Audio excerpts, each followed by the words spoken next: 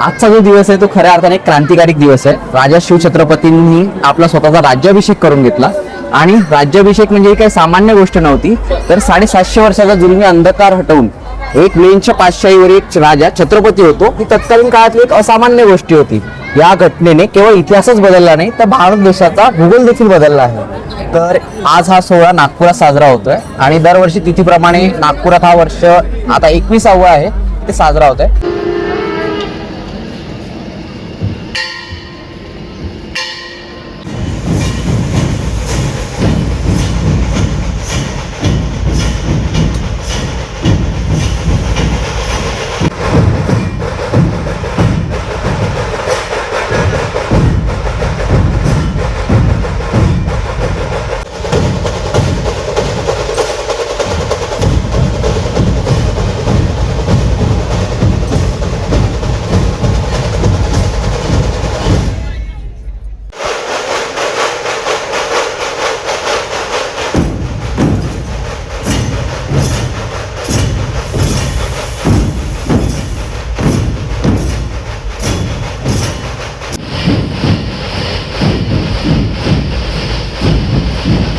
आपण उत्सव सोहळे साजरा करतो, पण त्या पलीकडचा जो त्याग आहे, संघर्ष आहे, एक मोठं क्रांतिकारी पर्व आहे, त्याची आपल्याला कुठेतरी एक विसर पडतो की काय असं कुठेतरी वाटायला लागलं. तर त्यानंतर आपण एक गड किल्ल्यांच्या माध्यमातून हा इतिहास लोकांपर्यंत पोहोचवायचा आणि एक अमूलाग्र स्टेप उचलली. म्हणजे महाराजांचा जो एक प्रसाद होता, म्हणजे त्यावेळेस अशी परिस्थिती होती ना की बाबा लोक समजायचे की दिल्लीश्वर म्हणजे जो दक्षिणेतला बादशाह आहे, दिल्लीश्वर जो बादशाह आहे तोच आमचा जगदीश्वर आहे, अशी तत्कालीन काळात समजून घेतली होती. महाराजांनी ज्यावेळेस राज्याभिषेक केला त्यावेळेस जेव्हा राजधानीची निर्मिती झाली तेव्हा महादेवाला तिथे अधिष्ठान दिलं आणि त्याचं नाव ठेवलं. त्याचं आधी पूर्वीचं नाव वाडेश्वर देखील होतं, पण वाडेश्वर नंतर महाराजांनी ते बदललं आणि त्याचं नाव ठेवलं जगाचा ईश्वर जगदीश्वर. आणि हा किल्ला कोणता? रायगड हा किल्ला आहे. रायगड. आणि रायगड किल्ल्यावर ते महाराजांचा राज्याभिषेक झाला होता. अच्छा, पहिला किल्ला आपण घेतला रायगड, दुसरा किल्ला आपण घेतला जिंजी. अशा दोन किल्ल्यांची आपण केली. पहिली जी राजधानी ती राजगड होती. त्यानंतर महाराजांना जेव्हा पुरंदरचा तह झाला, त्या पुरंदरच्या तहाच्या वेळेला शत्रू जो तो अगदी राजगडापर्यंत येऊन गेला, म्हणजे राजधानीपर्यंत. तर डिफेन्सच्या दृष्टीने ते कुठेतरी कमीची बाजू होती किंवा बाबा आज जर शत्रू राजधानीपर्यंत येईल तो राजधानीवर हल्लाही करेल. तर महाराजांनी त्या चुकातनं त्या गोष्टीत एक लक्ष घेतलं आणि त्यातनं राजधानी हलवली. ती हलवल्यानंतर ही मोऱ्यांची जी जावळी होती ती जेव्हा जिंकली, नंतर हा चंद्रराव मोऱ्यांकडे हा किल्ला होता. महाराजांनी हा देखील जिंकला. हा 14 कोकणात हा किल्ला येतो. आणि मग महाराजांनी हा रायरी पूर्वीचं नाव, आणि मग महाराजांनी याचा रायगड हा किल्ला निर्माण केला. आणि याचं आर्किटेक्चर होते ते हिरोजी इंदलकर. हा त्यांचा, आता मी पुण्याला होतो ना, त्यांचा तो दगड मला त्यांनी गिफ्ट केला मॅडमनी. आणि त्याच्यात आर्किटेक्टचं त्यांनी हे दिलं बेसिकली, की त्याला विचारलं की तुमच्यासाठी काय फी देऊ. त्यांनी म्हटलं त्या देवळाच्या, हाच देऊळ आहे का तो? हा, येस. अच्छा, हा देऊळ आहे. महाराजांच्या समोर ते जे आतमध्ये तिथे त्यांचं ते हे लागलं दरवाजा आहे, त्या दरवाजा पायरीवर त्यांची आहे. आणि 2 निष्ठेच्या पायऱ्या आहेत. त्या 2 निष्ठेच्या पायऱ्या, पहिली एक आहे ती पंढरपूरची, ओके, जी विट आहे, निष्ठेची पायरी आहे, त्याच्यावरती विठ्ठल उभे आहे. हा, ज्यावर विठ्ठल उभे आहे ती निष्ठेची आहे. आणि दुसरी जी पायरी आहे ती आपल्या ती इथली आहे. एन्सायक्लोपीडिया आहे तू. हा, जेव्हा महाराजांची जेव्हा महाराजांनी सिंधुदुर्ग बांधायला काढला तर हिरोजी इंदलकरांना सांगितलं की सिंधुदुर्ग बांधला पाहिजे. आरमार निर्माण झालं होतं आणि एक म्हणजे जंजिरावर दुसरा एक आणखी एक किल्ला पाहिजे असं. तर हा सिंधुदुर्ग किंवा सिंधुबंदी किंवा आरमार ही महाराष्ट्रातली, देशातली खूप मोठी क्रांती आहे. हा, की त्या आरमारावर तर अजून खूप बोलता येईल, पण जेव्हा त्यावेळेस केलं नंतर महाराजांनी सिंधुदुर्गाचं काम काढलं आणि राया स्वतः जाऊन तिथे बघितलं. म्हणजे 84 बंदरे अशी जागा नाही, म्हणजे शिवलंकेची हीच जागा निवडावी. तर महाराजांनी ते बघितलं, तिथे हेरलं आणि त्यावेळेस जेव्हा तो किल्ला फ्लॅट किल्ला असल्यामुळे त्यांनी सिक्युअर रायगड म्हणून त्याच्यावर ज्याप्रमाणे महाराज औरंगजेबाच्या म्हणजे त्या आग्र्याच्या कैदीतनं महाराज जसे निसटले त्याच धर्तीवर हा सुद्धा एक संघर्षमय प्रवास होता. राजाराम महाराज तिथनं निसटले, ते नंतर प्रतापगडच्या तिथे गेले आणि राजाराम महाराजांबद्दल सांगायचं झालं की अगदी त्यांचं वय 19 वर्ष, 19व्या वर्षी त्यांनी, आणि तोपर्यंत त्यांना कधी लढाई त्यांनी प्रत्यक्ष सहभाग नव्हता घेतला किंवा त्यांना कुठे युद्ध करावं लागलं. पण ऐनवेळी अशी काही जबाबदारी आली की स्वराज्य जे आपल्या वडिलांनी किंवा म्हणजे आपल्या आजोबांनी निर्माण केलंय ते कुठेतरी संपणार की काय अशी परिस्थिती निर्माण झाली. या सगळ्या परिस्थितीत हा स्वराज्य त्यांनी वाचवलाय आणि त्यांनी नंतर राजाराम महाराज प्रतापगडला गेले. प्रतापगडच्या तिथे हत्तीवर युद्ध झालं दुर्दैवाने राजाराम महाराज त्यांना तिथे हार पत्करावी लागली. तिथनं महाराज गेले साताऱ्याच्या किल्ल्यावर गेले. साताऱ्याच्या किल्ल्यावर बराच काळ ते राहिले आणि मग तिथनं त्यांना तिथे आणि यांच्या मागे मोगलांचं सैन्य लागलेलंच होतं आणि ते लागलेलं असताना मग महाराज तिथनं सरळ दक्षिणेत गेले आणि दक्षिणेत जाता त्यांना एक, कारण की शिवाजी महाराजांनी स्वतः एक जिंजी हा निर्माण केला होता. त्यावेळेस पार्श्वभूमी होतं की शिवाजी महाराजांच्या काळात एक 2 मुसलमानांचा गट पडला, एक दक्षिणी मुसलमान आणि एक तिथलं अजून एक तिथले पठाणी मुसलमान असं. त्या याच्यामध्ये शिवाजी महाराजांनी जिंजी हा किल्ला विकत घेतला होता. म्हणजे 50,000 होन आणि 1 लाखाची जहागीरदारी शिवाजी महाराजांनी जिंकलेला होता आणि विकतच घेतला होता. त्या गोवळकोंड्याच्या राजाला आलेलं होतं तो प्रपोजल, पण महाराजांनी तो त्याचं राजकारण करत तो जिंकलेला होता. आणि नंतर महाराजांनी हा किल्ला नव्याने बांधून काढला. म्हणजे महाराजांनी त्यात काही नव्याने बदल केला आणि डिफेन्सच्या दृष्टीने महाराजांचे दुर्ग स्थापत्य होतं त्यांना अवगत, त्याप्रमाणे त्यांनी त्यात बदल केला. आणि नंतर स्वतः महाराजांनी त्यातला एवढा काही बदल केला, नंतर ती स्वराज्याची जिंजी राजाराम महाराजांच्या म्हणजे त्यांचे प्राण वाचवणे, स्वराज्य वाचवण्याच्या कामात आले. आता महाराजांनी जिंजी विकत घेण्यामागचं मनीषा काय होती? आज ना उद्या राज्याभिषेकानंतर औरंगजेब मोठ्या ताकदीनिशी दक्षिणेत उतरेल आणि तो जर का दक्षिणेत उतरला तर आपलं स्वराज्य त्याच्यापुढे टिकूच शकणार नाही. कारण की औरंगजेब हा आशिया खंडाचा राजा आहे आणि शिवाजी महाराज स्वराज्य थोडं टिसभर होतं त्या तुलनेत.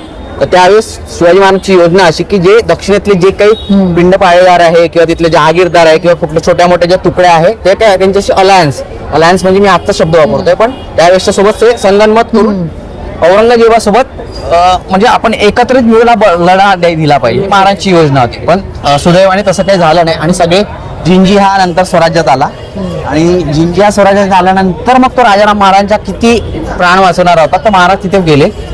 राजाराम महाराजांच्या याच्यामध्ये तो 8 वर्ष लढत राहिला. नंतर संताजी धनाजी हे इतिहासातलं एक अद्वितीय एक असं हे आहे की त्या दरम्यानच्या काळात संताजी धनाजी यांना अचानक पराक्रम करायची मोठी संधी आली आणि त्या संधीच्या दरम्यान त्यांनी त्यांना सांगितलं आणि जसं शिवाजी महाराजांचं एक राजकारण होतं की बाबा त्यांनी जहागीरदारी कधीही दिली नाही कुठल्याहीला, त्यांनी विरोध केला.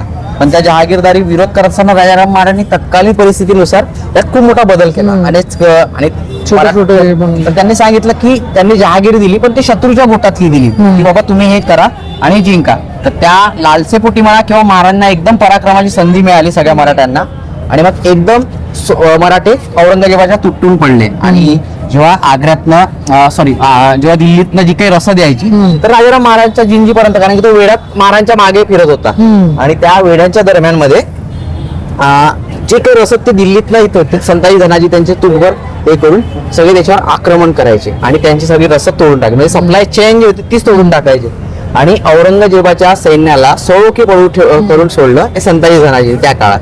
आणि डिस्टर्ब झालं की शोधून कसं पॉकेट्स मध्ये त्यांची युद्ध आणि त्यांना माहित नव्हतं जिंजीला आहे ते माहिती होतं पण they are not able to reach. Rajaram महाराजांना एवढं म्हणजे त्यांनी एवढं राजकारण केलं एवढं की तिथला किल्लेदार जो होता तो म्हणजे त्यांच्यावर चालून करून आला तर त्याला सुद्धा राजाराम महाराजांनी फोडलं. एकदाचा असं झालं तो नासिर मोहम्मद होता त्याला डिप्लोमसी म्हणजे त्यांच्यासाठी जसं छत्रपती शिवाजी महाराजांना आपण वेगवेगळ्या गुरु लावलं म्हणजे काय प्रौढ प्रताप पुरंदर जे काय बिरुद लावतो किंवा म्हणजे आरमाराचे जनक दुर्गपती शिवराय, क्षत्रिय कुलावतंस शिवराय असे वेगवेगळे आपण बिरुद आलो. पण राजाराम महाराजांना सगळ्यात सुंदर बिरुद आली काय असेल ना ती आहे स्थिर बुद्धी राजा. स्थिर बुद्धी राजा म्हणजे कॉन्शियस माइंड किंग. त्यांचं एकच उदाहरण एवढा सगळ्या इतिहासाला पुरे आहे. संभाजी महाराजांच्या मृत्यूनंतर त्यांनी सांगितलं की बाबा आम्हाला बदला घ्यायचा आहे, मला फक्त 2000 मराठी मावळे द्या, आम्ही बघतो. आणि त्या औरंगजेबाची छावणी त्यावेळेस म्हणजे कोरेगाव साताऱ्याच्या तिथे होती. त्यात छावणी असताना मला फक्त 2000 मराठे मावळे द्या. आणि त्यांनी विचारलं की बाबा का, तर सांगितलं की बाबा आम्ही त्यांना औरंगजेबाला सांगायचं की आम्ही मराठे म्हणजे फक्त आमची वर्दी त्यांना दाखवायची की आम्ही कोण आहे. तर ते सगळं करताना ते सगळ्या गोष्टी झाल्या आणि म्हणजे संताजी धनाजी हे तिथे गेले आणि औरंगजेबाच्या छावणीचे म्हणजे त्याचा तो छावणी होती तर छावणी इतकी मोठी आणि एवढी प्रचंड असते की लाखभर त्याचं सगळे मानसबदार हे ते सगळ्या गराड्यात त्याची जे छावणीवर गेले त्यांनी छावणीचे कळस कापून आणले. आणि ही गोष्ट असामान्य आहे की छावणीचे म्हणजे औरंगजेबाचं एक प्रकारे नाकच कापलं. आणि त्याला जेव्हा विचारलं की बाबा तू एवढं छावणीत गेला, छावणीतले दगड तोडून आणले आणि मग तुला औरंगजेबाला मारणं सहज शक्य होतं, त्याला मारलं का नाही? त्यांनी ते उत्तर दिलं की बाबा आपला म्हणजे आपल्या पोटापाण्यावर कशाला लात मारे, म्हणजे औरंगजेब जोपर्यंत महाराष्ट्रात आहे तोपर्यंत आपलं पोट पाणी दाना गोळा सगळं व्यवस्थित आहे. ज्या दिवशी औरंगजेब मेलाय सगळं संपून जाईल, अशी ती त्यावेळेसची मानसिकता होती. याच्यात असे दोन याच्यात हे असं रायझिंग फोर्ट सारखं दिसत होतं. हा म्हणजे इथे हा किल्ला 3 गोष्टींमध्ये विभागला आहे. प्रामुख्याने हा राजगिरी, कृष्णगिरी, कृष्णगिरी आणि चंद्रगिरी असे 3 किल्ले आहे. आणि हा त्याच्या भोवती हा खंदक आहे. आणि हा जो दिसतोय त्या खंदक, आणि तिकडे मुख्य प्रवेशद्वार आहे. त्या खंदकाभोवती कुणीही येऊ शकत नाही, कारण की त्याच्या पूर्ण मोठ आहे आणि त्यात मगर वगैरे असे जे जंगली श्वाप आहे त्यात सोडले असतात, त्यामुळे ते येऊ शकत नाही. तिथे एकच प्रवेशद्वार आहे, त्यातनं ते निघू शकतात. आणि दुसरा ह्या गडाची निर्मिती अशी की याच्यावर मोठे मोठे सँडस्टोन आहे, तर ते विदाऊट पायऱ्या जर का चढायचं म्हटलं सहज शक्यच नाही. तर त्यामुळे या सगळ्या आर्किटेक्चरच्या दृष्टीने हा खूप महत्वाचा आणि बेलागसत दुर्ग आहे. आज किल्ल्याच्या आतमध्ये शेती होते, हायवे गेलाय, खूप म्हणजे एक्सपान्शन झालं आहे, पण किल्ला आजही सुस्थितीत आहे. आणि हे जे जेव्हा त्यांनी राहिले, राजाराम महाराज जेव्हा इथे राहिले, ते कुठे वास्तव्य करत असेल? ते खाली एक दगडी लोड तक्क्याची पण जागा दिसतंय, समोरचा भाग. हा, त्या समोरच्या भागात तिथे काही दक्षिणातले मंदिर आहे सुद्धा आहे. पण याच्यातून एक आहे की बेसिकली याला विजन खूप चांगलं मिळत असेल. हाईट चांगली आहे, त्यामुळे त्याचा चारी साईडला, तिन्ही साईडला हाईट आहे.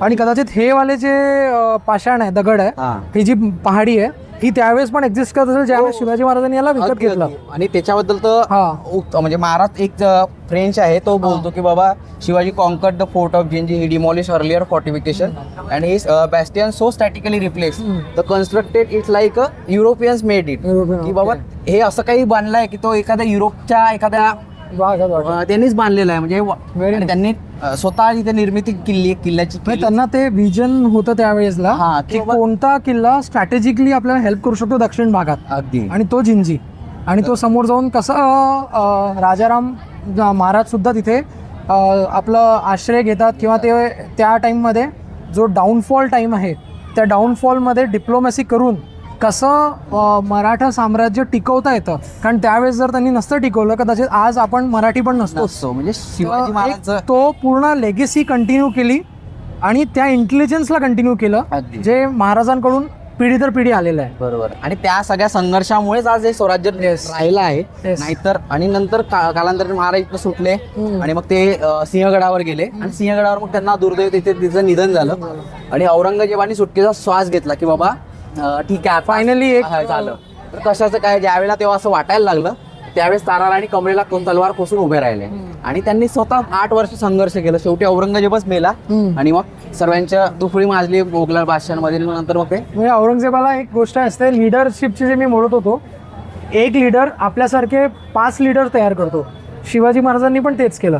शिवाजी महाराज, संभाजी महाराज, राजाराम महाराज, त्याच्यानंतर ताराराणी साहेब, हे कंटिन्युअस लिडरशिप चालूच आहे.